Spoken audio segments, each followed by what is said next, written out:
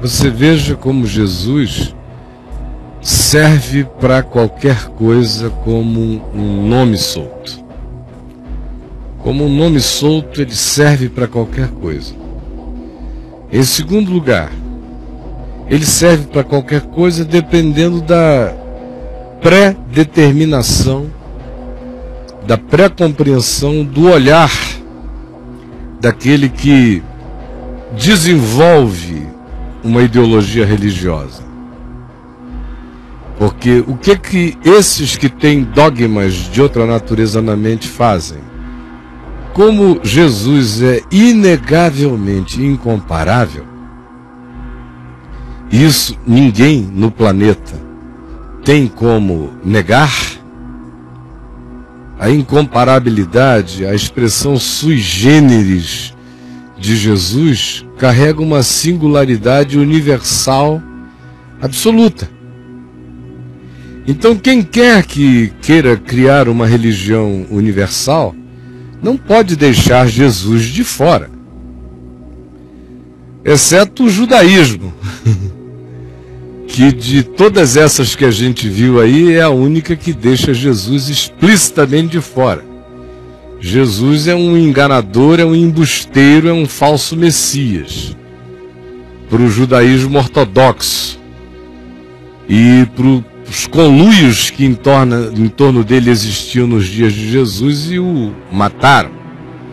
Mas até os dias de hoje, com exceção dos judeus messiânicos, que portanto são cristãos, o judaísmo, em regra geral, interpreta Jesus, vê Jesus como aquele embusteiro e os seus discípulos como os falsificadores e os promotores do embuste. As demais religiões, você vê, não querem deixar de ter algum vínculo, porque esse é um nome importante para ser usado. Não dá para, mesmo que você seja um budista, e que Siddhartha tenha existido muito antes de Jesus vir ao mundo, não dá para aquele corpo doutrinário continuar depois da presença de Jesus na Terra, sem que se olhe e se diga o que a gente faz com ele. O que dizem as multidões que eu sou? As multidões perguntam, o que a gente faz com ele, quando as multidões já têm uma pré-compreensão determinada? Como o islamismo. O islamismo chega a dar um papel preponderante na leitura do Corão.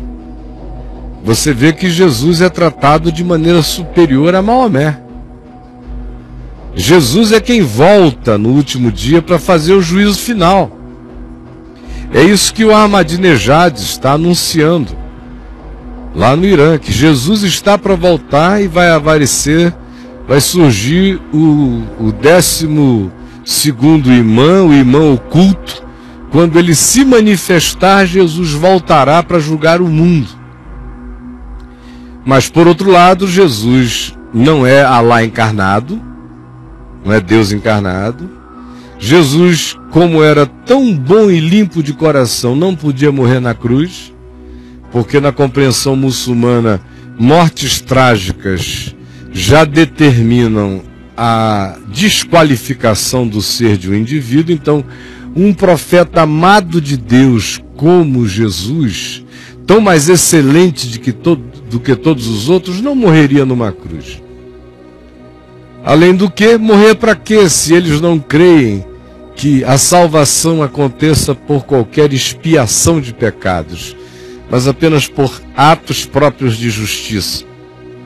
E mais, não é concebível na mentalidade islâmica que Deus tratasse alguém tão especial daquele modo. Por isso é que eles dizem que foi Judas, ou quem sabe Simão, o Cirineu, que foi, mas Papai do céu, Alá, não deixaria um iluminado, um profeta daquela grandeza padecer, já que o próprio Corão designa Jesus como o verbo, a palavra de Deus entre os homens.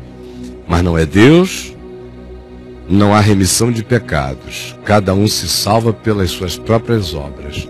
Não há cruz, não há graça, prevalece a lei. E assim você pode caminhar em todas elas, você vai vendo como Jesus é indispensável.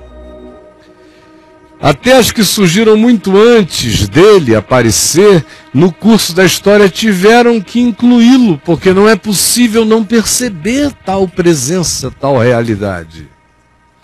E há também aquelas que o perversificaram completamente.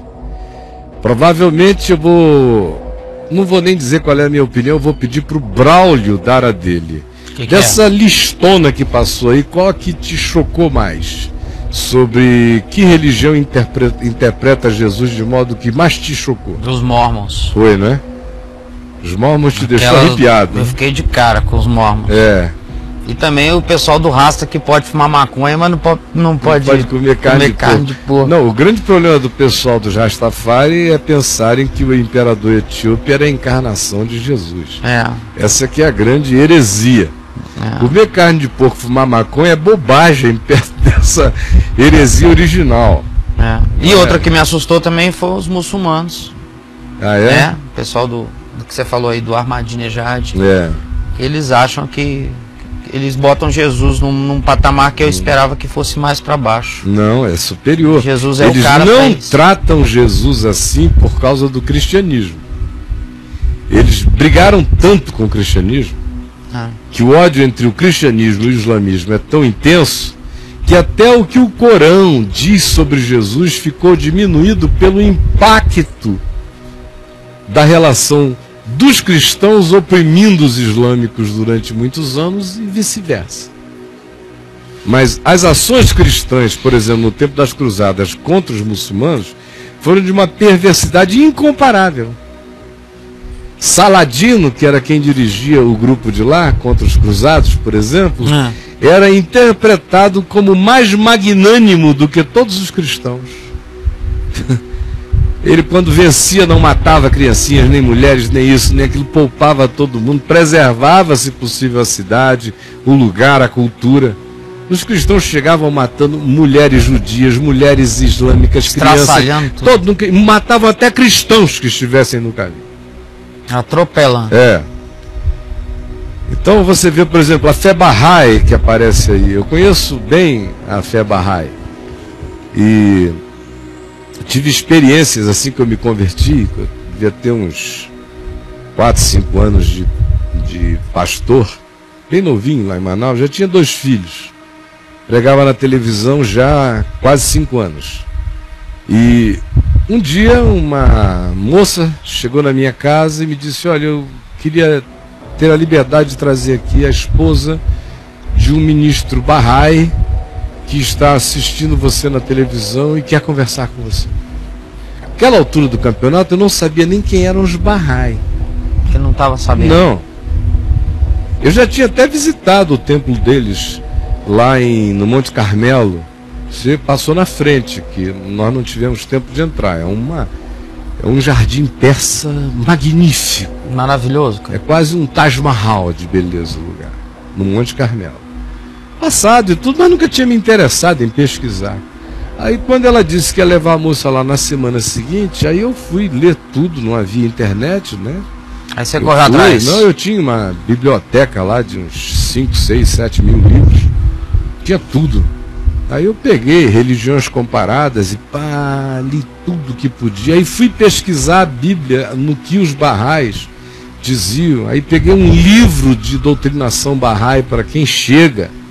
Estudei o livro vendo as referências bíblicas. Eles usam muito o profeta Ezequiel para fundamentar o fato de que o Bahá'u'lláh é essa encarnação do Cristo prévio ao Jesus histórico. Então eu li aquilo tudo, vi também, são muito proféticos, adoram Daniel, nas profecias de Daniel. Eu fui vendo a falaciosidade daquilo. Quando ela chegou lá para conversar comigo, eu não disse nada, deixei ela falar. E não disse nada, só orei com ela. Ela estava angustiada pelo marido dela. Aí ela voltou uma segunda vez. Aí falou. Eu não disse nada, só orei com ela. Aí ela voltou uma terceira vez com uma Bíblia na mão. Aí falou: ó, me explica aqui. por que você não crê em Bahá'u'lláh? Aí eu estava com a faca e o queijo na mão. Eita. Aí eu fui abrindo a Bíblia, mesmo mostrando para ela, explicando, ó, o que vocês fizeram se cumprir nele, foi cumprido aqui no contexto tal, não teve nada a ver com ele, não foi assim, não foi assim. Lhes falta um conhecimento histórico total, manipulação imensa. Daniel não anuncia isso que você está dizendo, olha só, isso aqui já é passado. Isso aqui se cumpriu no rei tal, isso aqui é Alexandre o Grande, isso aqui é Lisímaco, Cassandro, Ptolomeu, Seleuco, isso aqui, ó, esse aqui é Cleópatra, esse aqui é Júlio César surgindo. É uma profecia, não tem nada a ver com essa interpretação que vocês fizeram. Aí cheguei a Jesus. Quando eu cheguei a Jesus, a mulher estava desmanchada, se converteu e o marido dela começou a querer me matar. Meu Deus. Ele era o ministro da igreja lá, estava reunindo com dinheiro aberto. Aí o cara ficou doido, louco, queria brigar comigo, eu não queria brigar com ele, de jeito nenhum, né? Senão eu ia matar o coitado. Naquele tempo era um perigo me provocar. E eu, depois de me converter, nunca mais briguei, mas Jesus, o anjo me segurou pelo cabelo milhares. Porque nos primeiros anos, meu amigo, me provocavam e eu achava que quase eu tinha que dizer, Jesus, me segura, aí eu me segurava. E o cara com ódio, aí ela ficou frequentando a igreja e o convívio deles horroroso. Eita. Aí eu tive que mudar para o Rio, em 1981. Eu mudei para levar a Vinde para lá, e também para pastorear a igreja presbiteriana Betânia, em São Francisco, em Niterói, sucedendo o reverendo Antônio Elias. E aí, eu já estava pastoreando lá uns 6 meses, quando ela me chega lá em casa, ela, que era uma americana lourinha, bonitinha, com 3 filhinhos lindos. Aí falou, Caio, me acolhe porque eu fui expulsa de casa por causa de Jesus. Ele me expulsou e a fé Bahá'í me excomungou. Fé Bahá'í barrou ela. Barrou ela. Ei. Porque só serve Jesus de acordo com a fé Bahá'í. Não serve Jesus segundo Jesus. Aí eu a acolhi por um tempo, consegui as passagens e a devolvi para a casa dos pais dela, nos Estados Unidos. E ela já estava firme no Evangelho há uns 2 anos, tenho certeza que continua operante na graça de Deus.